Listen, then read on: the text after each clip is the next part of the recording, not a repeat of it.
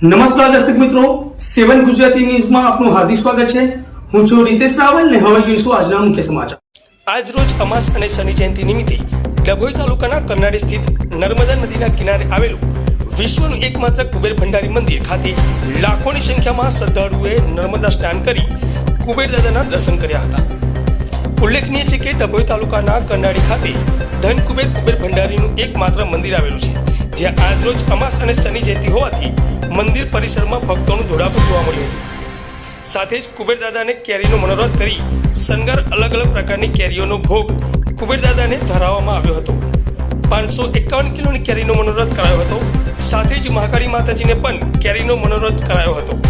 ભગવાન કુબેરના દર્શન કરવા માટે મોડી રાતથી જ ભક્તોની લાંબી કતાર જોવા મળી હતી અને જય કુબેર હર હર મહાદેવના નાદથી પરિસર ગુંજી ઉઠ્યું હતું।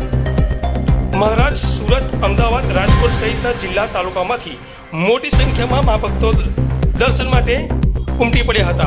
દેશભરમાંથી લાખોની સંખ્યામાં શ્રદ્ધાળુઓ આવતા હોવાથી ટ્રસ્ટ દ્વારા ભોજનની પ્રસાદીની પણ તમામ પ્રકારની સુવિધા કરવામાં આવી હતી। દર અમાસે મોટી संख्या में श्रद्धालुओं अमासना दिवसे कुबेर दादाना दर्शन करी धन्यता अनुभवे छे। जय कुबेर, जय महाकाली माँ। आज का जो अमावस्या है ये विशेष अमावस्या है।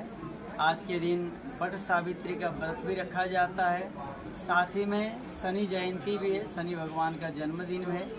आप सभी भक्तों को कुबेर दादा का दर्शन शांतिपूर्वक दर्शन करें और व्रत रखें। आज के दिन जो भी व्यक्ति वट सावित्री का व्रत रखता है और कुबेर भगवान का या शनि जी का तेल चढ़ा कर के जो भी मनोकामना चाहता है वो पूर्ण होता है।